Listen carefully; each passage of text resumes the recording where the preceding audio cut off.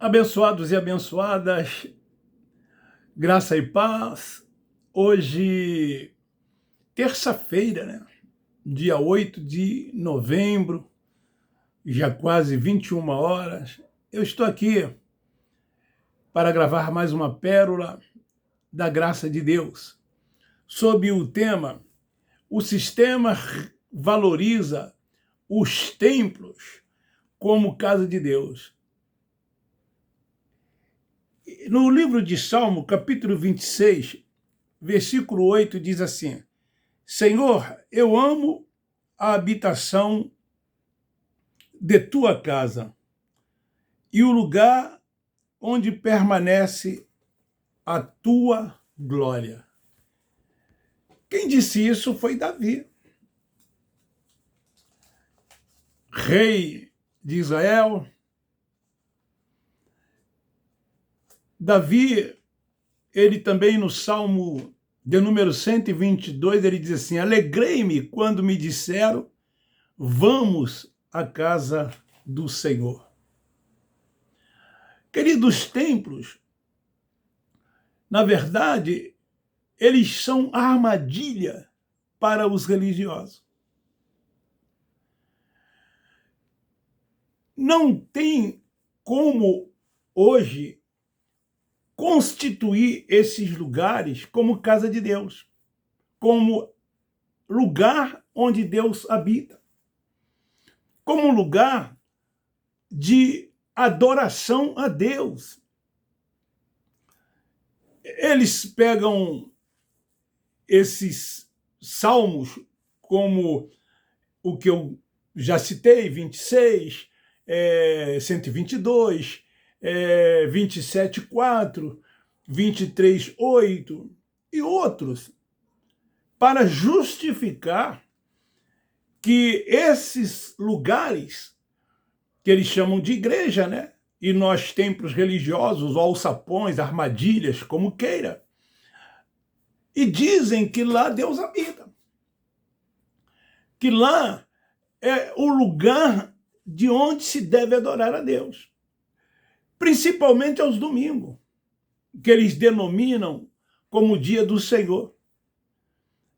E então as pessoas, aos domingos, não fazem mais nada a não ser passar o dia quase que todo dentro desses lugares. Pela manhã, na tal escola bíblica dominical, à tarde, geralmente eles têm compromissos de ensaios, de reuniões e outras coisas mais, e à noite, aquelas grandes reuniões que eles chamam de culto, aonde que os templos eles ficam lotados, porque foi incutido na mente das pessoas, como um dia foi incutido na minha mente e na mente de muitos que hoje estão libertos desses lugares, porque tem a mente ativada, tem o entendimento da graça de Deus e já não mais frequentam esses lugares.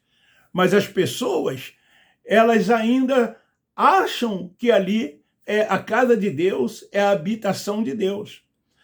O apóstolo Paulo, o apóstolo da graça, escrevendo aos irmãos ali em Corinto, na sua primeira epístola, capítulo 3, versículo 9 ou 19, ele fala que nós somos o templo da habitação de Deus.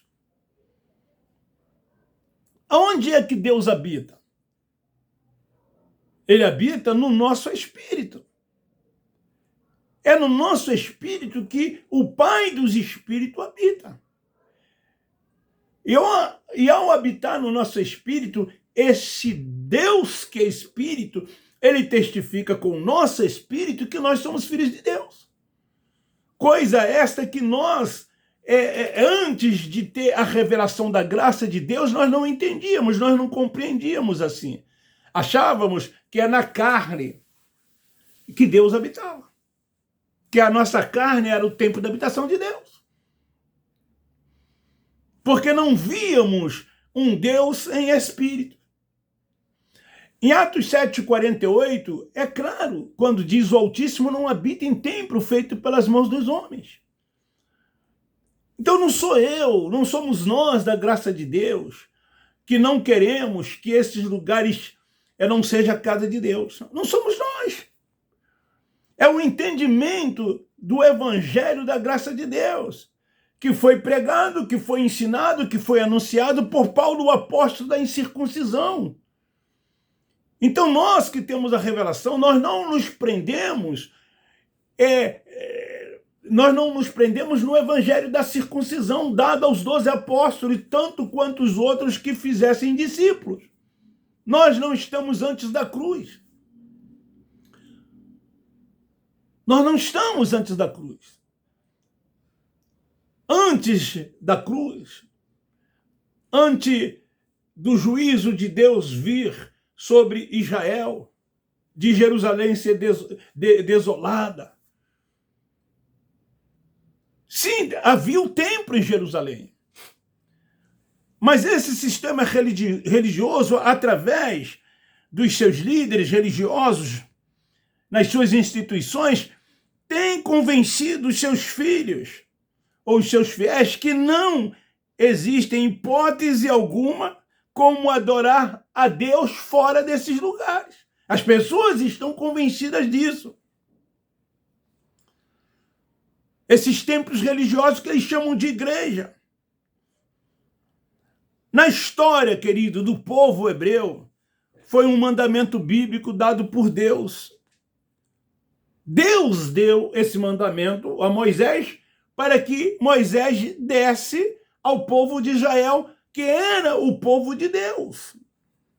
Então, o lugar que deveriam se buscar a Deus, como o próprio Moisés disse, buscareis o lugar que o Senhor vosso Deus escolheu entre todas as vossas tribos para ali pôr o seu nome e a sua habitação. Está escrito em Deuteronômio, capítulo 12, versículo 5. Era uma ordem de Deus, um mandamento de Deus. O próprio salmista, ele disse, né? Eu amo a tua habitação. A habitação da tua casa. E o lugar onde permanece a tua glória. Salmo capítulo 26, versículo 8. Antes da construção do templo, como que era a manifestação da glória de Deus? Era nos tabernáculos, que significava residência ou habitação. Era uma habitação terrestre de Deus entre os filhos de Israel. Porque eles eram o quê? Povo de Deus. E Deus então tinha esse compromisso com o seu povo. As demais nações não, mas Israel sim, povo separado. Eu sou o seu Deus e vós serás o meu povo. Israel era o povo de Deus. Então, o que os israelitas faziam? Eles transportavam em sua jornada pelo deserto até a terra prometida.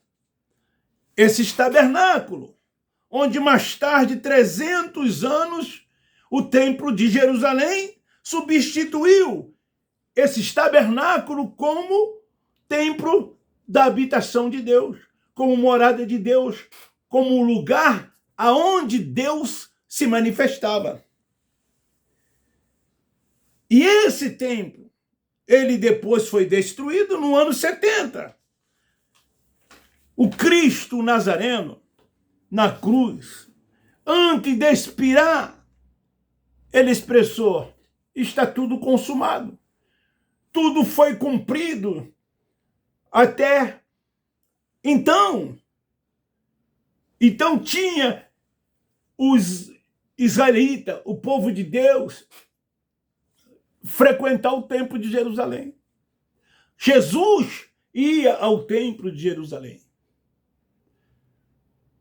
Eu me lembro quando ele encontra com a mulher samaritana, ela diz para ele: os nossos pais nos ensinaram dizendo que em Jerusalém, que se deve adorar a Deus, que deve se buscar a Deus, ou nos montes, e ela estava certa, e era assim mesmo, e Jesus não a contestou. Jesus concordou com ela, porque o templo ainda estava de pé. O templo que havia sido construído para que o povo de Deus pudesse adorar a Deus, ainda estava de pé. Mas ele alertou aquela mulher: virá dias, mulher, que os verdadeiros adoradores adorarão o Pai em espírito e em verdade, porque Deus é espírito. Então, o Cristo Nazareno, a sua manifestação foi em carne. Ele era judeu, como nós sabemos, nascido de mulher, que veio cumprir a lei, como cumpriu toda a lei. E ao cumprir toda a lei, ele disse: está tudo consumado. Mas ele, ao ressuscitar, ele ressuscita em espírito. Não mais o Cristo Nazareno, o Cristo reencarnado ou encarnado, mas o Cristo em espírito, o Cristo ressuscitado. E foi esse Cristo ressuscitado que apareceu a Saulo de Tarso em Damasco. Foi esse que separou Paulo, o apóstolo, para ser apóstolo dos gentios. Então Paulo diz que o templo da habitação de Deus é o nosso espírito. Nós somos o tabernáculo, nós somos o templo da sua habitação. E ele agora, então, é o quê? Adorado em espírito e em verdade. Não mais como era adorado no templo em Jerusalém, ou nos montes, ou nos lugares onde ele se manifestava, ou até mesmo quando os israelitas, eles transportavam, como eu já disse no início, os tabernáculos. E Deus então se manifestava. Agora então já não é mais assim. É em espírito e em verdade. Mas a religião, ela instituiu os templos religiosos. Porque eles têm os seus interesses, eles têm as suas conveniências. Lá eles têm primazia. Como eu tenho sempre dito, ocupam primeiros lugares, são reverenciados, são aclamados, são reconhecidos como uma autoridade, aspas, espiritual, porque é assim que eles se comportam, é assim que eles ensinam e dizem, e as pessoas acreditam nisso, idolatram esses homens,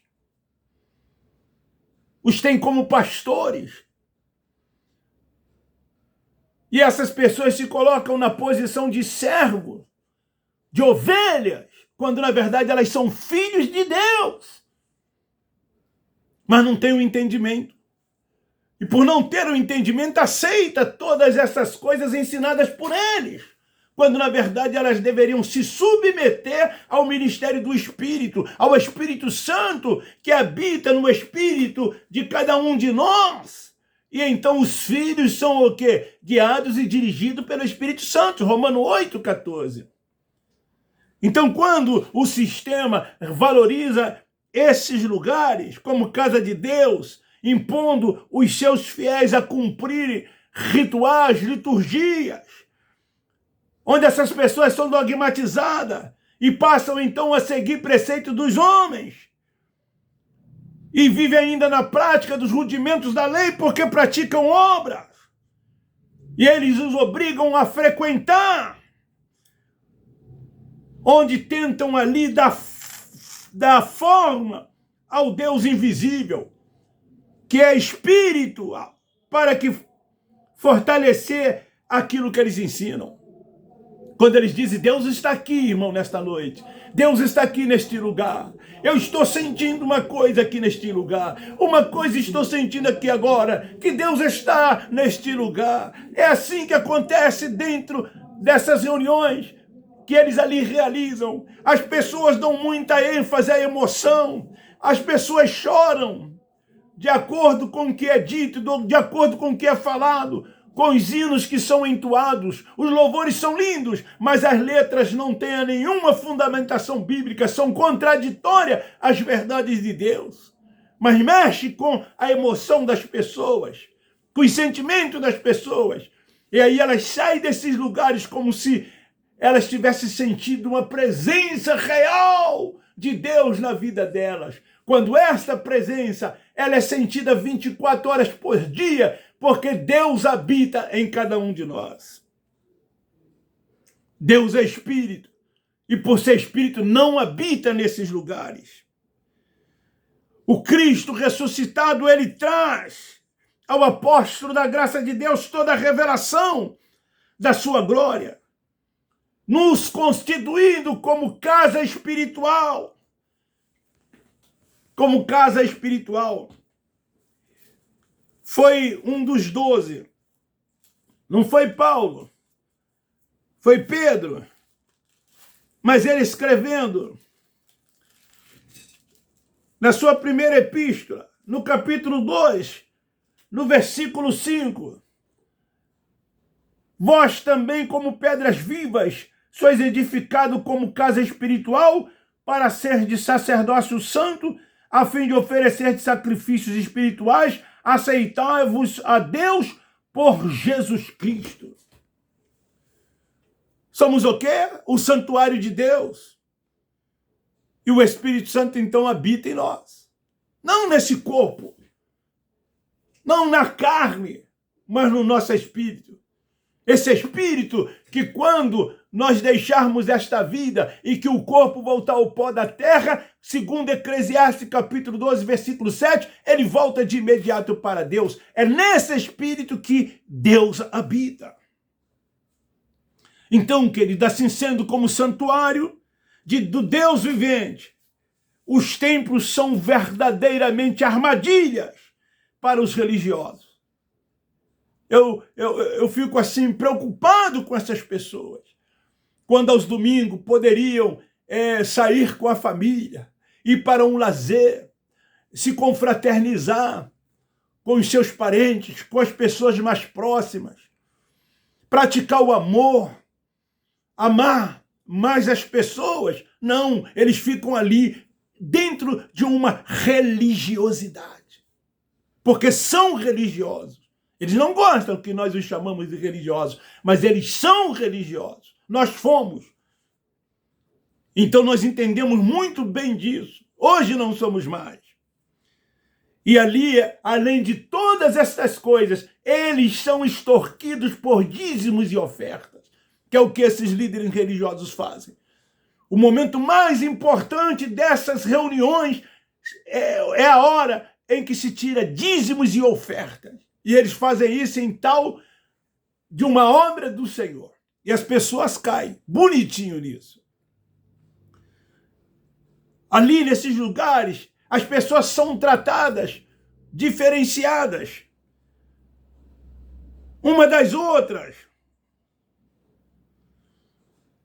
Os seus líderes fazem acepção de pessoas.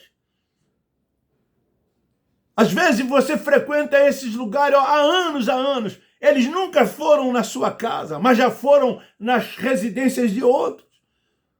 Daqueles que têm uma posição social melhor do que você. Daqueles que dizimam mais, que ofertam mais, que têm uma formação acadêmica, cursos superiores, que são pós-graduados. Muitas das vezes, essas pessoas até têm mestrados, doutorados, e são tratadas por esses líderes como seus preferenciais. Esses líderes gozam de mordomias e benés. Eles têm o controle de toda a arrecadação. E são eles que dão destino a toda essa verba, a todo esse dinheiro que entra dentro desses lugares. São eles que dão os destinos. E na maioria das vezes os destinos, na verdade, são para eles e as suas famílias. Acorde, desperte. Você trabalha não sei há quantos anos, não tem um carro, eles trocam de carro todos os anos. Vocês trabalham, não tem um plano de saúde, eles têm os melhores planos de saúde pago com o seu dinheiro. Seus filhos muitas das vezes estudam em escolas públicas, mas os deles em escolas particulares. Você muitas das vezes mora de aluguel, mas eles